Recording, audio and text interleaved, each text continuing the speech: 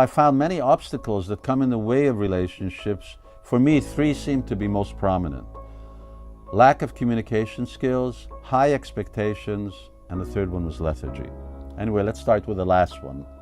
By lethargy, I mean people's misunderstanding that a relationship, say a marriage, has some inherent quality that makes it successful. In other words, once you have a big wedding, a big Greek wedding, the marriage will ensure that everything goes smoothly. That I call complacency. Participants have to make a marriage work.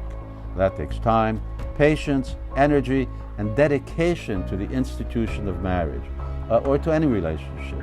Like a friendship, you have to make a friendship work. Now, one more thing.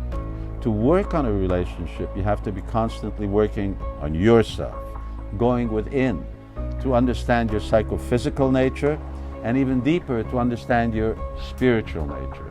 So do away with lethargy. Relationships don't make themselves work.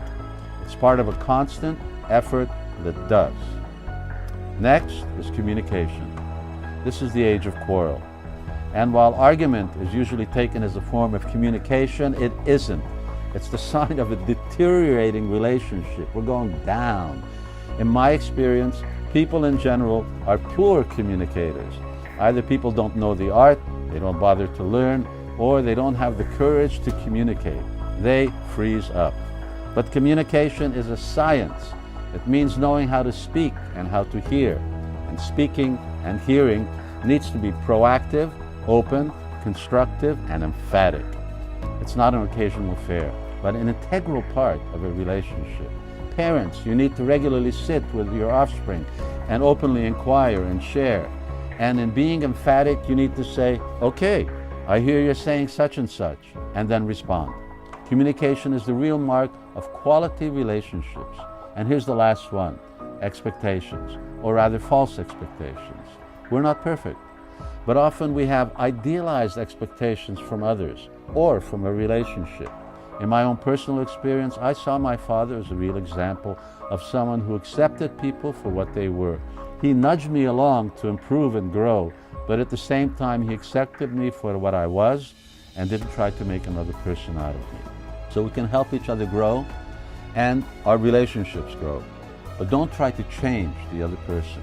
Help him or her become more himself or herself. There are many books available today on the topics I mentioned, making relationships work. Unfortunately, few include self-awakening as an essential purpose or goal of relationships. But if you don't know who you are, then even if relationships work, they don't bear life's ultimate fruit, self-awakening. So then what did you give each other of lasting value?